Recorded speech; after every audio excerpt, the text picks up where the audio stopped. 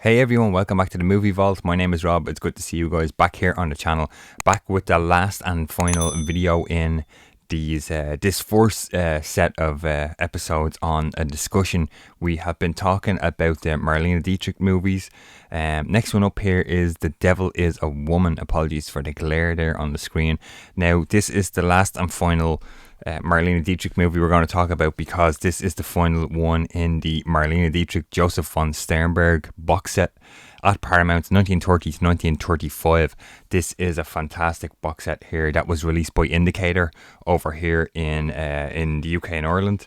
And we have gone through, you'll be able to see the previous episodes here.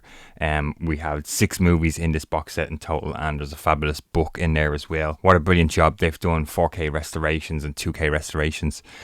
So what I will say before we kind of get into the video today, talking about The Devil is a Woman from 1935, is this video will contain spoilers. So if you haven't seen the movie, you may want to kind of turn off the video and maybe come back and join me again once you've maybe seen the movie, if you don't want spoilers to ruin the movie for you. So as we get into the video here, let's take a look. Fantastic artwork on the front of this one. Again, I'll stick in close-ups here so as you guys can see.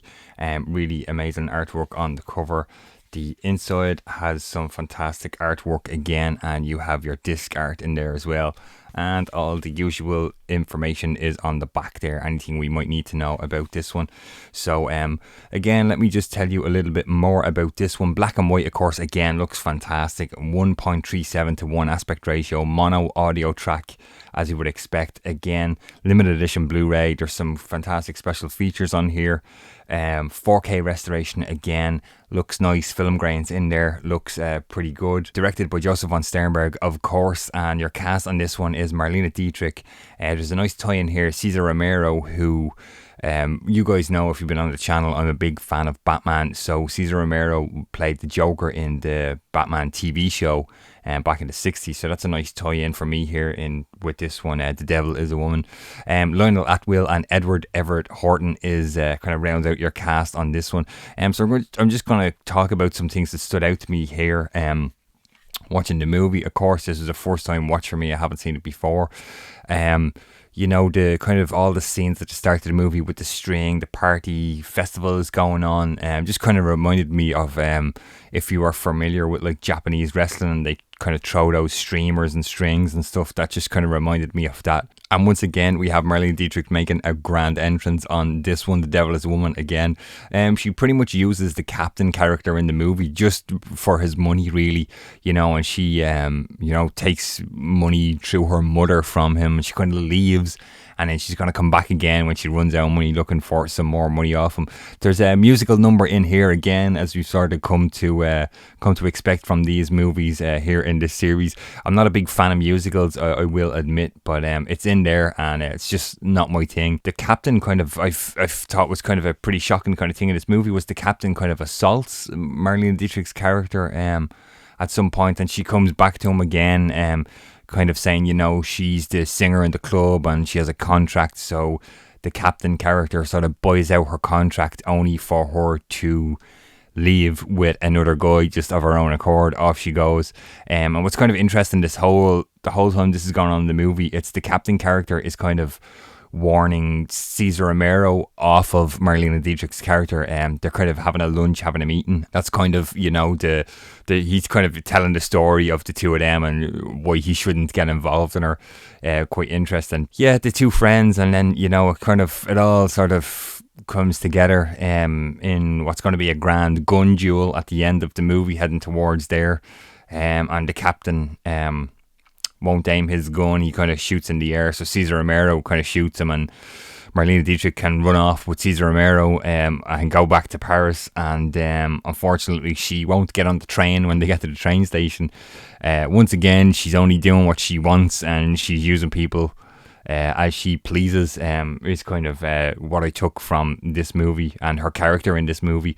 And once again, we see her famously lighting a cigarette towards the end of the movie. I believe it's like the second last shot of the movie in this one. Yeah, just an interesting story of how two friends are, you know, kind of having a lunch, and everybody's warning everybody off Marlene Dietrich's character, and how she just kind of uses everyone and gets her way. I thought was quite interesting in this one. Yeah, that's as I said, that's the final one up here in the box set. So I do recommend, if you found any of these videos interesting that I've been doing on this series of 6 movies, do check out picking up this box set. It's kind of hard to see with the glare here, I apologize for that, but this was a limited edition, so I got number 3756 of 6000, so there's only 6000 of these box sets. Now this is the Indicator Powerhouse version. I guess in the States it's Powerhouse, so this kind of slips off, and there is some fantastic artwork on the front of this one here. Really great stuff, and there's the back, so you have all your movies in here. And I will kind of show here, just because this is the last video, there is a really fairly thick book. I wonder how many pages is this if I just look quickly here. 118 page book within the box set as well, and there's some great write-ups and artwork and photos and stuff in here. Indicator do a fantastic job, and there is a version of this box set, I believe, in the States by Criterion, but I highly recommend, if you're over this side of the world, do look at picking up this the Indicator version of the box set. As I mentioned, I'm not too sure of how available it is. As you guys know, I work in a cinema. I'm a projectionist in a cinema, and we have a small DVD and book shop, and I work in the DVD shop as well. And I sat and looked at this box set for the longest time, saying I'll pick that up next week, and then I didn't, and unfortunately it sold out, so I had to look online to get myself a copy of this one. But I do recommend, if you're interested in, looking back at some early movies, I really enjoyed going through these movies, watching the black and white movies, and how they kind of, how they work with not really having colour, just working with light and shade, and it's really interesting. And the restoration that they do on these movies are really fantastic. As I mentioned, 4K and 2K restorations.